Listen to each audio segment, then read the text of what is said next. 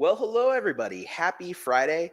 We're doing another episode of the Reach Films podcast. And today's topic, we're going to talk about, in my opinion, why I believe APS-C cameras are now the future of video cameras if you need a super small and compact setup. Now, I'm going to stick to this super small and compact setup part because obviously there are tons of mirrorless cameras out there that can be super small.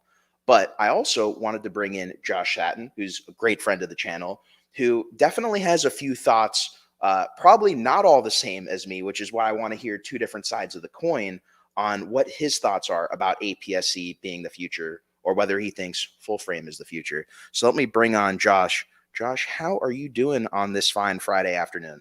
Doing great, Jeff. Thanks for bringing me on. It was kind of like last minute, but I'm like, yes, I let's talk know, about right? cameras. Doing great, man. Yeah. Always an amazing opportunity to talk about cameras with you. Sometimes like Josh and I get on phone calls and we're on for like way over an hour, but we're just having so much fun. Time just goes by like that. For sure. So it's fun. So I kind of gave the gist away to all the viewers today on what I think is the future. What are your thoughts on just that comment right there? So there's a lot of benefits to APS-C. And the greatest thing now is that we have so many options for cameras. Like there's like a camera for everybody, or sometimes there's like 4 cameras for everybody. So it depends on what you're doing, right? And so, as I said, right tool for the right job. I have a mixture. I have mostly full frame cameras. I think I have one APS-C camera right now. And usually for me, I know for you, you're grabbing APS-C cameras because they're smaller, they're lighter, the gear is just cheaper overall, and that's totally true. For me, it's mainly a cost saving measure. Like I can get an extra body, and it's cheaper usually if it's APS-C. But generally, I'm reaching for a full frame camera most of the time. Mm. And now, what are the reasons that you reach for a full frame camera?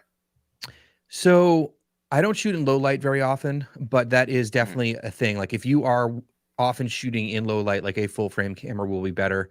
For me, it's mainly like a lens and distortion issue. Like if I'm shooting on the wide end, I can get a less distorted image on a full frame camera because I don't need to use as wide of a focal length. So like if I'm going to shoot 24 millimeters on full frame, I'd have to shoot like 16 on a crop sensor. And that 16 is going to have more distortion than the 24.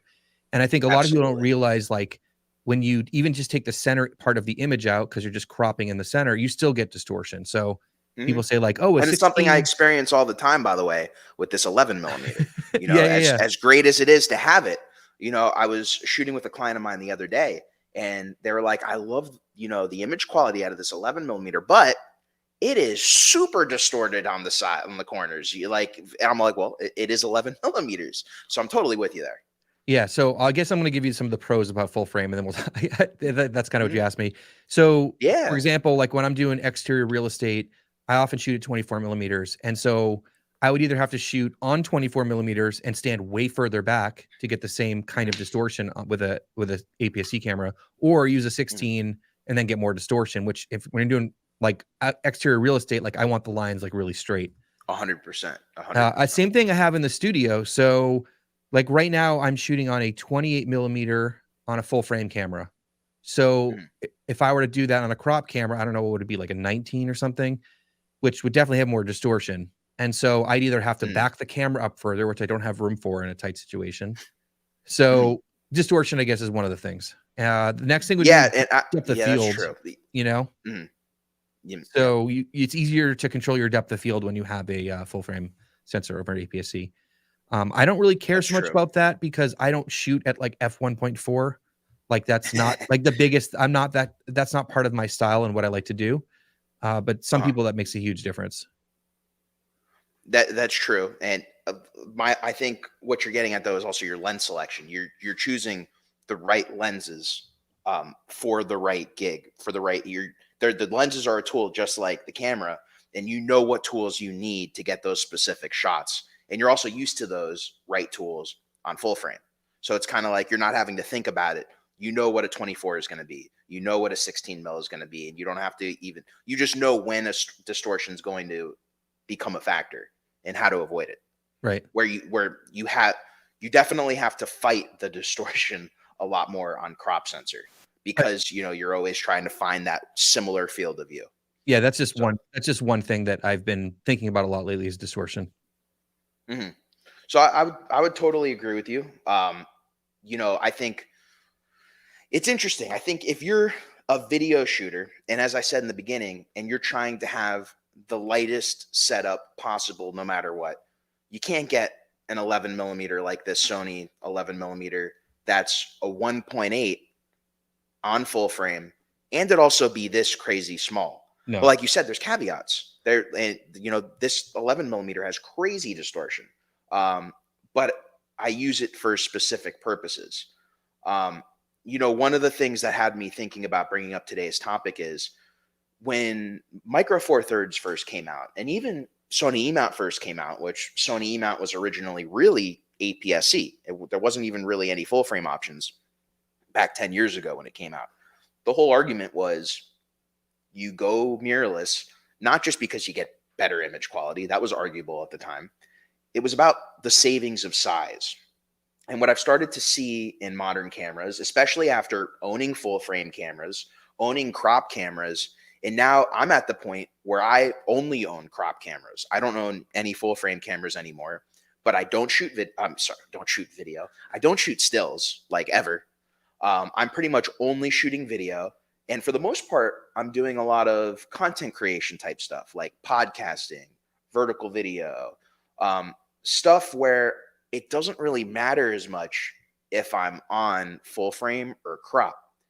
So as I was using these cameras more, I started realizing, I'm using these crop cameras the way that like I moved to Micro Four Thirds over 10 years ago at this point to save space. And, I have a camera like the FX30, which I'm filming on the R7, so I can't really use that as a point today. But I have the FX30, and when you don't have a cage on it, you can have a small little light lens like this 11 mil, or on the flip side, you get this lens, like this is the Sigma 18-50, which is basically a 24-70 equivalent for crop.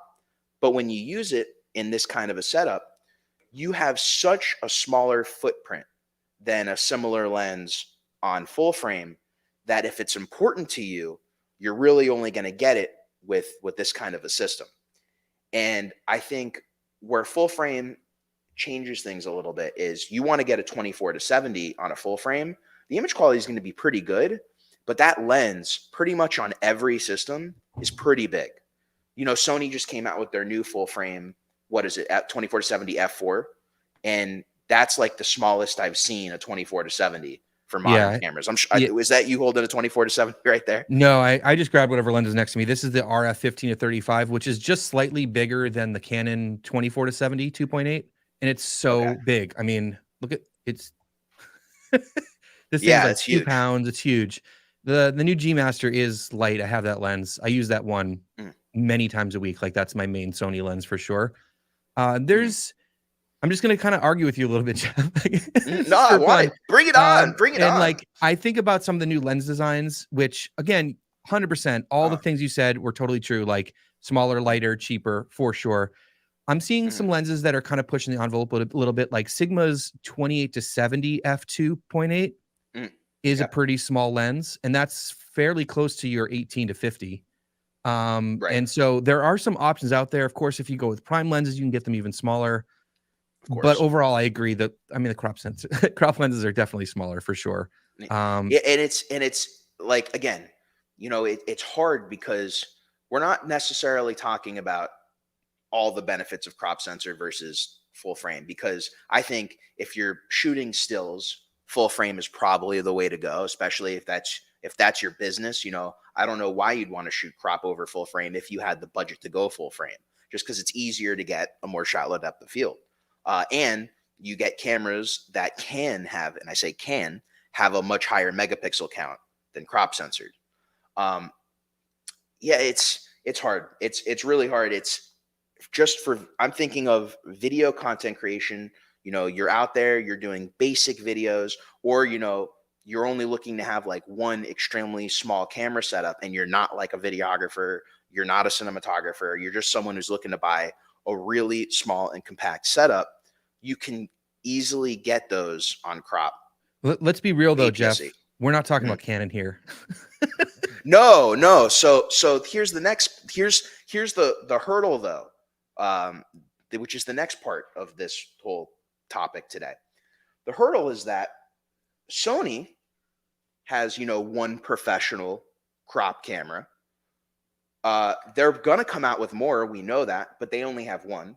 But there are so many lenses available for Sony in crop, where Canon, they have the ability to make these cameras. We've got the R7 I'm being filmed on right now. We've got the R10. They just announced the R50. They now have a few really good crop censored options, but the lenses are completely lacking. Like there isn't even one good prime crop lens in the RF mount. With the caveat, I should say, that is made by Canon, that has autofocus and all the goodness you want out of these modern mirrorless cameras. You can get, prime lenses for Canon crop that are crop censored lenses, but any of the ones you can get are all manual focus because they're not officially licensed by Canon. So Canon has a major problem of they've got the right camera. They've got the right idea. I love the R7. I know you loved your R7 while you had it too. There just are not enough lens options for Canon. And it's why, at least for now, if anyone comes to me and they're like, oh, I really want APS-C, what do you recommend? I almost have to recommend Sony if they're trying to be as small and light as possible. If they're going to adapt like an 18 to 35 or whatever, then it doesn't matter. Go Canon, go Sony, whatever. But that's just one lens. Yeah, Sony definitely needs to come up with some new APS-C cameras. I know the FX30, but before that, I mean, the last release was the ZVE10, which I actually own that camera. I use it in my studio a lot because it has great image quality, super cheap. But they need to come out with those cameras for sure. And I think a lot of what's going on in the camera market is that they are pushing full frame over APS-C because I think for people to separate more from cell phones, people are like, you have to go a little bit further. Like you have to have a little bit bigger of a sensor to make it more of a difference for people to carry on cameras. Because I think that middle ground between like an inexpensive camera that's like cheaper than a cell phone, I don't think a lot of people are carrying those around anymore because the cell phones are like, when someone says, hey, I want to buy a camera for $500, I'm like, go get a new iPhone. Like that's a better purchase. Yeah, exactly. And that's part of the reason I had a hard time recommending the ZV-1. I mean, I just went and I did a 17-minute review on the ZV-1. I think it's a fantastic camera, and it's kind of what you're talking about. It's that middle ground. It's got a 1-inch sensor. Yeah. It's got a really nice lens, but the big caveat to that camera is if you're shooting in bad lighting conditions, it looks worse than a mirrorless camera, a modern mirrorless camera. It looks like it could be taken on a cell phone. It's in those situations that you're in a studio condition or you're outside and the lighting is perfect. You're at golden hour. It's those conditions where the camera looks fantastic, but you're right. Even in those situations, an iPhone's probably going to look fantastic too. So I think APS-C is the closest middle ground you're going to get, but we need these lenses. We need these lenses to be, especially on Canon's side more than Sony's, we need these small lenses that are great for the image quality. You want to have great image quality. You want maybe to get a 2.8, a 1.8, whatever it may be, but we need them where they just don't exist for Canon, which is really a shame because even, we were talking about this before. Josh and I we're both live streaming right now on Canon cameras. I'm doing it for the skin tones. Josh, I think you're just doing it because you like using it for this one. I don't know. I just switch it up all the time, but yeah, I do like Canon skin tones better out of camera for sure. So yeah, it's a shame. For right now, for my light setup, I'm using the 16 millimeter, the RF 16, which is a full frame lens, but it's the smallest lens. That and the 50 mil, they're like the only two small prime lenses Canon has in their lineup. And the 35 isn't so bad. No, 100%. And I have the 35, but the 16 is still half the size of a 35. Yeah. Oh yeah, it is very small for sure. Yeah, for instance, I don't have my second angle set up, but right now I have this on a very, very small, it's basically like one of these. It's like a Joby Gorilla Pod type thing. And I can do that with this because of how small and lightweight the setup is. where even when I put a 35 on, it starts to kind of get a little bit too big for something like this. It's funny, But everyone it's has a different mhm, threshold for size of camera. Like, I feel like yeah, yeah, you love a tiny camera. I'm like, I can handle a mhm, medium-sized camera, but, like, I went mhm, and took out, my R6 Mark II with this lens the other day to do some vlogging, uh, and I was like, it was uh, obnoxious. Like, it's yeah, just yeah, for sure. looks beautiful, but, Mhm, like, are you gonna carry around a cinema camera? Like, where does it sort yeah, of yeah, yeah, where does it cut off? But I wanna give another benefit for, APS-C is, like, sports and mhm, wildlife, because 100%. you get a lot of extra reach, and I know for me personally, when I'm doing, like, wildlife videography and I'm shooting in my 100 to 500, I'm often in crop mode on my R6 Mark II. Just to So, get that reach. just to get that reach, and you're still getting a 4K image. Like the Mhm, R7 isn't a great example because you can take that, which is a 1.6 times crop, by their 100 to 400, which is like a $500 or $600 lens. It is a full frame lens, mhm, but it's not that big. And all of a sudden, you can mhm. get up to 560 for on that setup for like Yeah, and it's not $2,000. that heavy. That Well, yeah, that that, yeah, that is an exception to the whole full frame being a lot heavier. Those cheaper Canon RF lenses are relatively light, and I think it's also partly due to their construction with a cheaper material. But still, I'm happy with that because yeah. they're so much lighter. And then there's full systems that are just Super 35. So like, Fuji, they're all APS-C. That's the world that they live in, Mhm. other than their medium That format is stuff. true. That is true. Fuji does live in that APS-C world, but we've spoken about this a lot, and it's something I think about when I think of the Lumix S5 too. It's the ecosystem, and Hmm. it's hard for me to like think about being in a Fuji ecosystem when there are no high-end Fuji cinema cameras to pair that Fuji camera with. It's one of the things I wanted to bring up is like viewers of the channel, as well, Josh. I love really light cameras, but that's really more on the content creation side of things.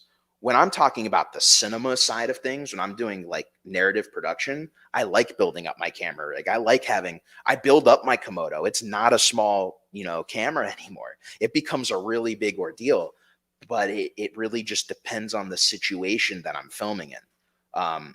And it's funny how things change, how like I'm so different on one side of filmmaking than I am on the other. That makes sense to me. Right tool for the right job. Mhm. By the way, we got a super chat here from Lemon James. Great to see two of my favorite content creators team up. I got the R7 because of you. Two great guys. Love it. Stay awesome. Thank you, Lemon James. I really appreciate it. Thank you for tuning in live with us today. Got a few questions as well. Hope you guys talk about the quality of small cameras is empowering.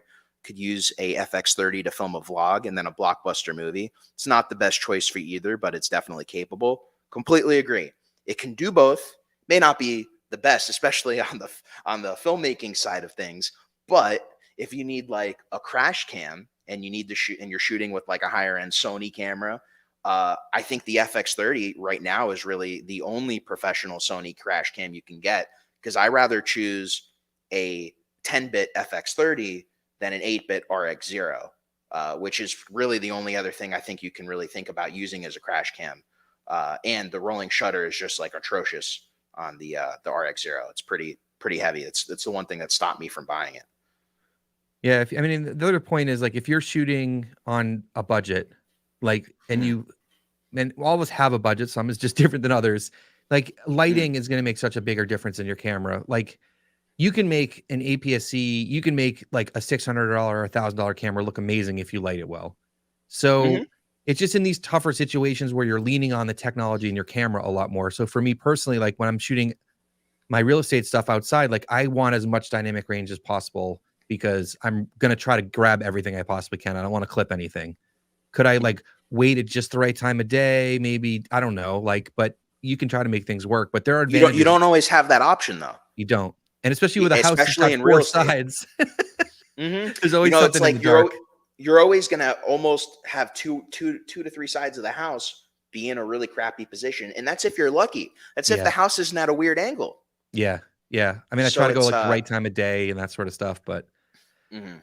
But uh it also depends on the budget of like, so in your situation, I think you have a lot more control over the houses you're doing. But I think for some guy that's like, let's say some guy is doing work based on volume, and they're just, trying to knock out houses like that, and multiple houses in a day. You don't really have the choice at that point on what your lighting is. You kind of have to, at that point, get the best camera that will give you the best dynamic range mixed with the lens to get that job done. Yeah, and if you're just getting started in content creation, like a camera like the FX30 is great. It's not a cheap camera. It's an $1,800 camera. The grand scheme of the cameras that we talk about on our channels, well, Jeff's talking about smaller cameras, but I often wind up talking about like bigger, expensive, more cameras. Although you talk about the Komodo too, which is above my league, really. Yeah, isn't it so funny how like I went from like really talking about mostly like cinema cameras and stuff up here, and then I got so entrenched with the smaller cameras. Now like a lot of my stuff is like at this level, but I love it. It never went away from the cinema cameras, but and that's what I love about your channel, Josh, is that I can kind of find out what's going on with a lot of these mid-tier to some of the higher tier mirrorless options, whether that's an R5C or a C70 or an A7 IV, I have a feeling, I don't know if you're going to do this, but whenever this new ZVE whatever comes out, this full frame one, I feel like that's going to be like the next thing you get your hands on. From the rumors I've seen so far, I doubt it. Really? Because okay, yeah, I think it's going to be very similar to the A7S III FX3 inside, in which case to me it's like, I mean, I already have one. I have an FX3. Yeah, exactly. Yeah, that's true. That's true. I will I don't know. We'll see. I'm really excited about some of the news that might be coming up at NAB, which there's some Canon rumors going on with firmware updates and maybe some new cinema cameras and stuff like that. So I don't know. That new C70, C200 Mark II Komodo style. We'll see. Yeah, but I'm a little excited to see what happens there. I find it interesting. They gotta have more lenses, though. I know.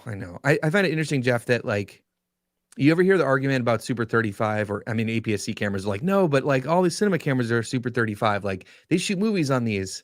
Like, do you ever hear that argument when people are like, oh no, I don't want to shoot an APS-C because it's not full frame, and then you're like, wait, all these other cameras. So I do hear that argument a lot, and my counter argument to that too is it's all about lens selection.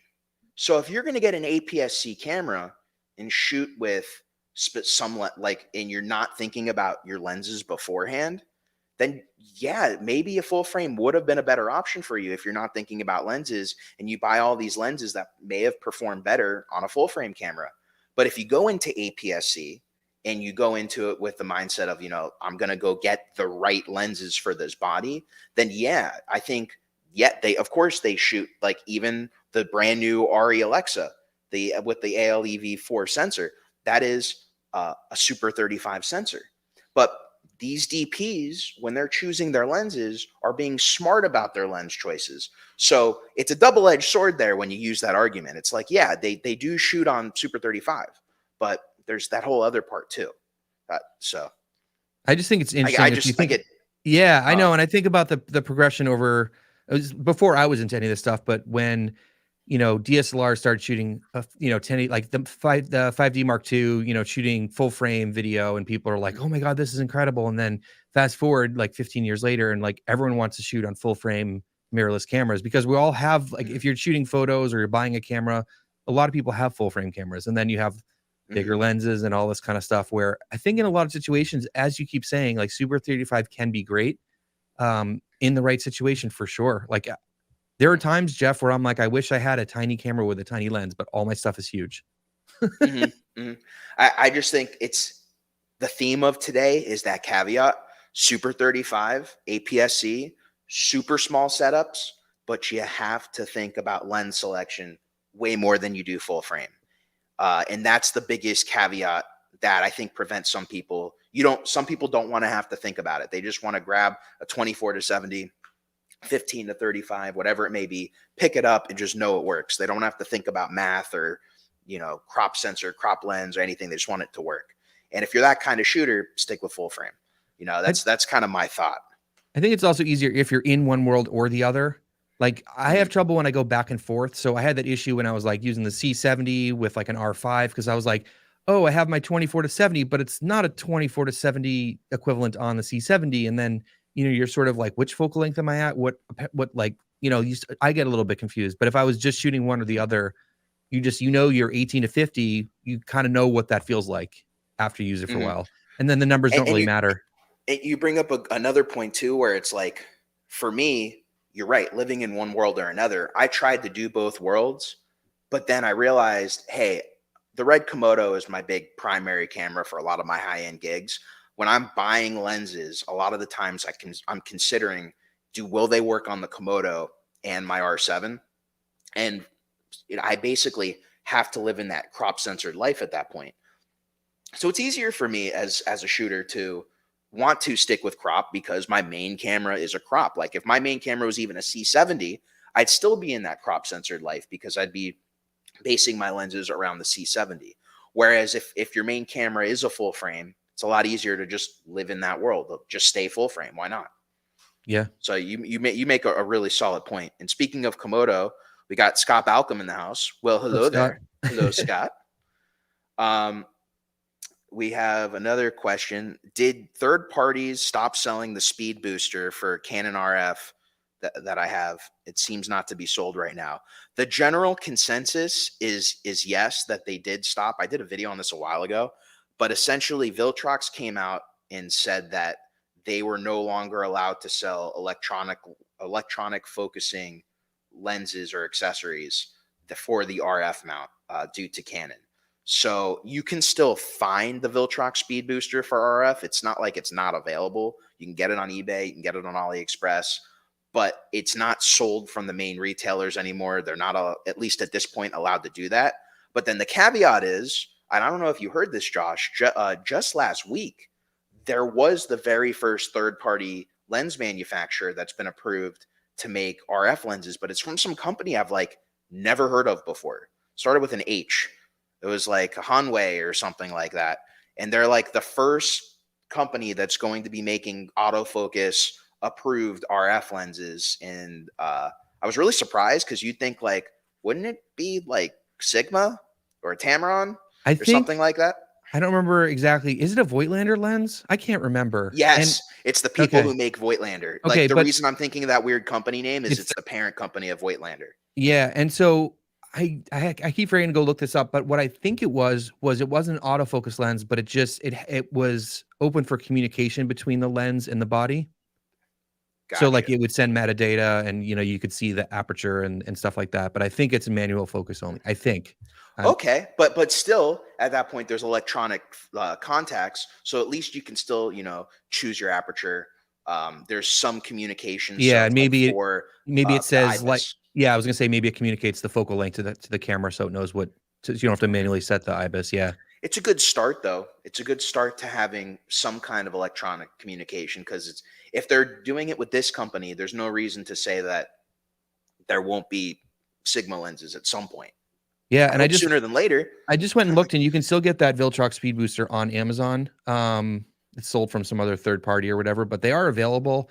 It was frustrating for me because right now on my channel, my biggest video is about the speed booster, and it was I was selling a lot, and then I was all of a sudden someone sent me a message like, "You can't buy it," and I was like, "What?"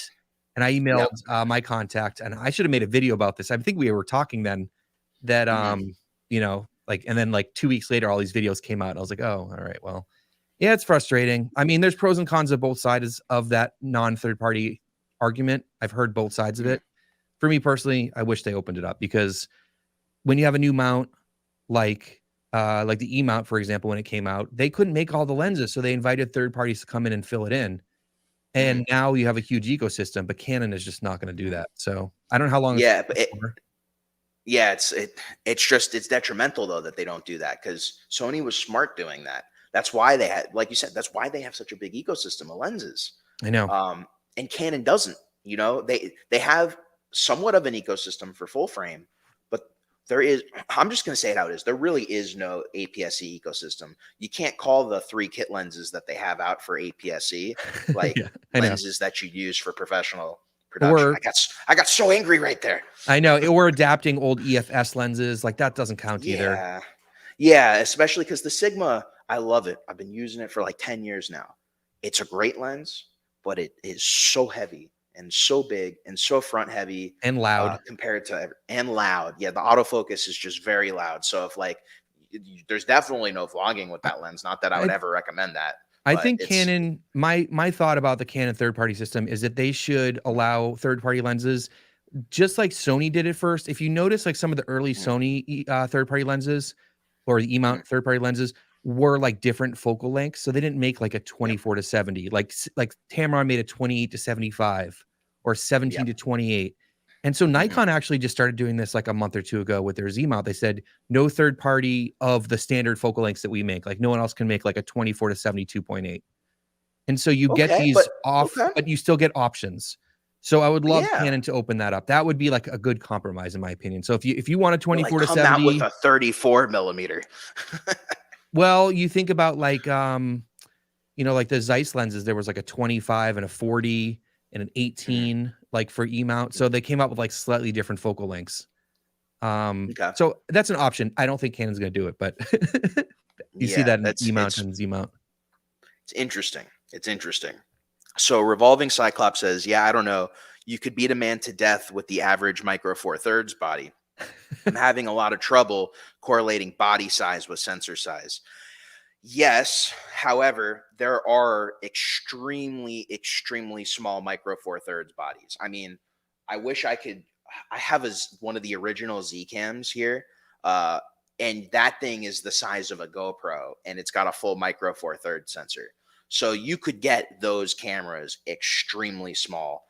But then again, yeah, you have a GH5. And the GH5, I think, now I'm looking at my R7, even though it may look, I'm looking at the camera. I think it's like the same size, if not a little bigger than my R7. And those OM cameras are pretty big too. They're like professional ones. Yeah, but you also have to look at the times. I mean, when the GH5 came out, that's what, 2017? That's 6 years ago. That a different time. Where I think, you know, even though the GH6 is pretty big for what it is, you know, let's see what happens with the next GH camera, because, you know, now that Lumix has their autofocus a lot more on point than it has been in over 10 plus years, they've already said that they're going to bring that autofocusing system to their other cameras.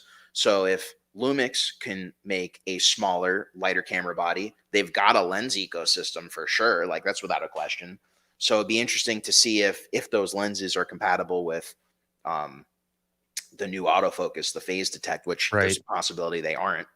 That's a big question mark. Because like I see that in Fuji too, where they come out with their newer cameras and their lenses were designed for autofocus photo systems from forever ago. And so the new autofocus, even though it's gotten a lot better, the lenses just don't work as well. But I want to talk about size for a second, Jeff. Yeah, of course. Is there, because I think that's kind of the theme with this discussion, is there a size where the camera is too small? Because I think like what you're saying is like, yeah, we want smaller cameras, we want smaller lenses, but at some point they're hard to work. And I don't mean just for guys that have bigger hands, but like, for example, like my ZVE10, it doesn't have a third exposure dial.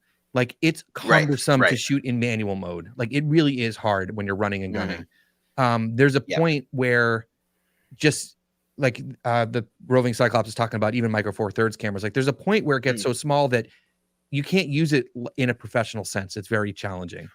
100%. I agree with you. And I think the size argument has to do with use case. So if you're using this as a live streaming camera, you're using this as an in-studio camera, having all those buttons may not mean that much, because you could use an app on your phone to do all your changes and then leave it there and not have to mess with it. But that means you're just leaving it as a studio camera or a live streaming camera or whatever. And it's why I made that point earlier, where when I'm doing a lot of this content creation type stuff, I like having a smaller camera. But when I'm out working on a much bigger project, I like a much bigger camera. And you're totally on point. Having a smaller camera limits the amount of things that they can actually put on the physical body itself that helps that camera work as a tool for you in certain gigs. So yes, I think too small then limits the camera to be used for niche purposes. Like I think basically the ZV, I'm calling it the ZV, the Z cam that I have, the one that's like the original Z cam, that's like the size of a GoPro, my only use for it ended up being for live streaming. And that was it. Like it had a record button on it and it had a few buttons on the back. But but it wasn't easy to use. It was like a very difficult to use camera, which is why it ended up like we used it for one of our editors at Jazz Is, and it lived in his house for years as, you know, his studio camera. And it worked great for that. But that was the only use I found for that camera the entire time I had it, especially because it was such a small camera that almost every single lens I put on that camera was bigger than the camera. And that became an issue because then I couldn't even, you know, I've got this Tokina 11-16. I used with micro four thirds and speed boosters for years. I couldn't even put this with the speed booster on that Z cam because this is bigger than the camera itself and it's heavier than the camera. So you're right. The size can limit your use, but I see live streaming, podcasting becoming so big lately, especially video podcasting. So many companies are doing that as content creation, and they're trying to buy all their equipment in-house, not just to save on the video production side so they don't have to hire a team every single time to film, but also so it's just like when they want to go record an episode, they're good. Like, you know, they turn on their stuff, they turn on the cameras, and they just start rolling. And some of these smaller cameras help with that. So I do think there is a market for them, but it is a niche market for sure. Yeah. And the other part about shrinking cameras so small is that they can often overheat as well because we're pushing 10-bit oversampled video through these cameras and they can overheat. So that's another thing to consider too. Of course, the FX30, which we talked about plenty today already, like has a fan in it. But yeah, like for podcasting or studio setups where you need several cameras, like if you have to go, and you don't need 10-bit in those scenarios either. And you don't need oversampling as long as you shoot 4K.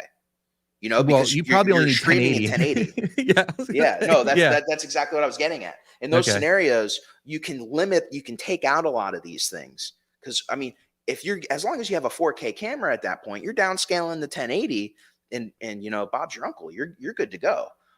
So you know that there is that. But you're right. If you get a camera that small and you want all these features of the advanced cameras, there's always going to be a sacrifice somewhere then. And it's why even I believe the FX30 has the same body as the FX3 because it needed a fan in order to handle some of these modes and not overheat.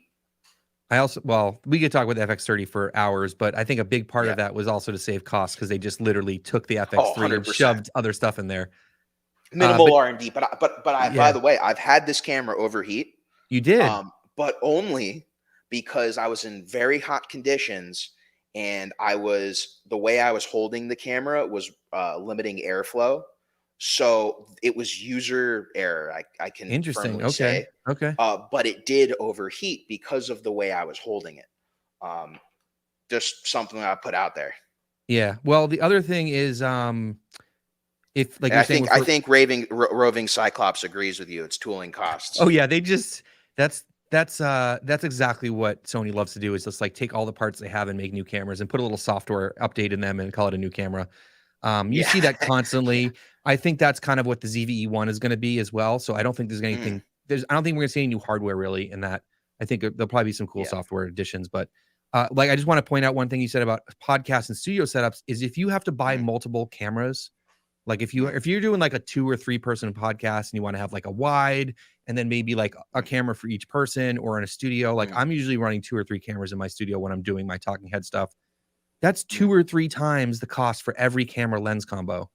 And if you can bring that number down per camera, that's a huge difference for sure. It's the main reason for Jazz Is we've moved to using ZV1s for all the cameras because we can have multiple ZV1s. They all have built-in lenses. When in our podcast they are lit, so we're not dealing with crazy conditions. And now, like I'm getting our first episodes in, and they look fantastic. And moving to the ZV1 changed, and it completely lowered our costs that we thought it was going to cost us to do these, just because of how cheap the camera was and what it offers. But again, all these shows we're doing are essentially live streams, so we only need 1080 and the ZV1's 4K. You know, like we're good to go on that angle. But this is for us a very, very niche use for sure. One thing I just want to point out about that, which you don't hear a lot of people talking about nowadays, and myself included, I'm guilty of this, is not talking about the 1080p quality in these newer cameras, because most of us that I know are shooting in 4K most of the time. And Yeah. a lot of us, if we're doing client work, we're often delivering in 1080 anyways. And I think for those people, I think a lot of us still shoot in 4K just so we have options, and like whatever, you can crop, you can do transitions, or we're just always shooting in 4K. But I think a lot of people don't test the 1080p, and I have to say that the cameras all handle them differently. So some cameras downsample them, some cameras don't, and so the 1080 can look significantly worse than the 4K. So that you have to Yep. check on that too, because I know, like for the A7 IV, for Yeah, example, for sure. the 1080 looks incredible on that camera. Like it looks super good. Other cameras, not always. But on like the R7, 1080p does not look that good. It doesn't. I don't think I've ever shot on 1080 on that camera. No, the 1080p on the R7 does not look good. The 1080p on the ZV-1 does not look good, like at all. Good to know. When I'm doing these episodes, these podcast episodes on the ZV-1, I'm doing a 4K signal out of the HDMI. And so, yeah, we're streaming in 1080p, but that is from a 4K signal. And it's part of the reason I think it looks so good. I've experimented with the 1080. I just think it looks kind of mushy. You know, it just doesn't look very detailed. I think the only thing I tested in 1080 on the R7 was the slow-mo, and it looked bad. Like it looked a lot worse than I thought. Like the 1080p 120 did not look great. Yeah, and it's even like I think the only camera I've had that shot a really good 1080p signal, the Blackmagic original pocket camera, but that was a 1080p camera, and the GH3.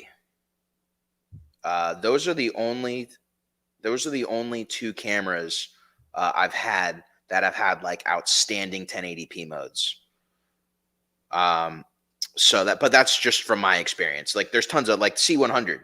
I can't believe I left that out. C100 had a great 1080p mode. That's because it had a 4K sensor in it and it was downsampled. Yeah. You know, but like you said, not every camera treats 1080p equally. And Jose, I think, is coming here at the end. He said, "Did I hear the 1080p on the R7 looks bad?" It's not that it looks terrible, but it looks nowhere near as good as the 4K mode when you're downsampling to 1080p. Whereas in an ideal world, you would want your 1080p mode to look as if it was that downscaled into 1080p, and you're just saving file size by shooting in 1080p versus 4K.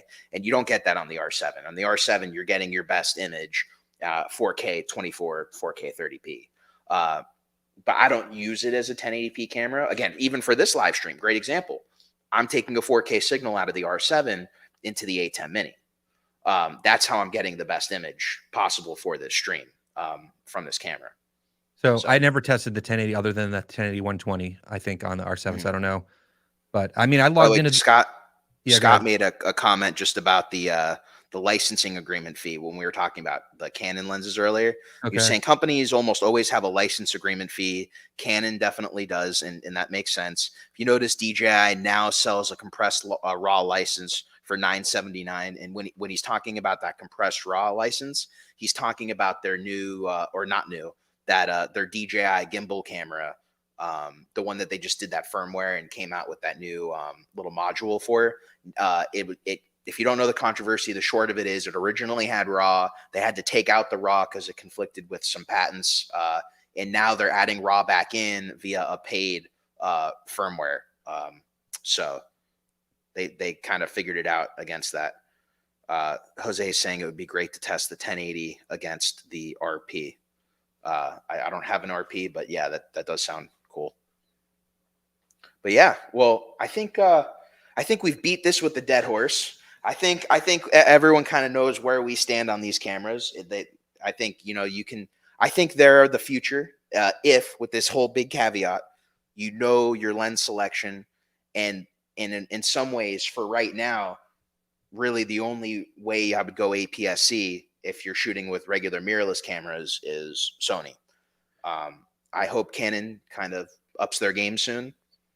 Time will tell. Yeah. And I do want to say before we wrap up, Jeff, there was an article that I read that was an interview of some executive at Sigma a couple weeks ago. And they were saying like, they've been protecting Micro Four Thirds, but they're kind of, the guy said like, yeah, we're not really going to do this anymore. Like we're not really making Micro Four Thirds lenses. And they said, even between APS-C and full frame, they're seeing such a push towards full frame in the market that APS-C is not a big draw for them to create lenses, because there's just more money There's to no be made with cameras full-frame though right now either. That's true, but I mean, it's dictated by the camera companies. Like if Canon and Sony and them are like not putting out APS-C cameras, like Sigma's not going to make more lenses for that system, you know? Oh, 100%. And it's been less than a year since the R7's been out. It's been less than a year since the FX30's been out. There haven't been professional crop censored cameras in the new mirrorless mounts. So if I were a company like Sigma, I wouldn't have been concentrating on that. Because why come out with these cameras for professionals or, you know, prosumers when there is no market for it? So, well, what would have been easy is if Canon said, Sigma, you can make your trio of primes, the 16, the 30, and the 56, because they've made them for every other mount, mount.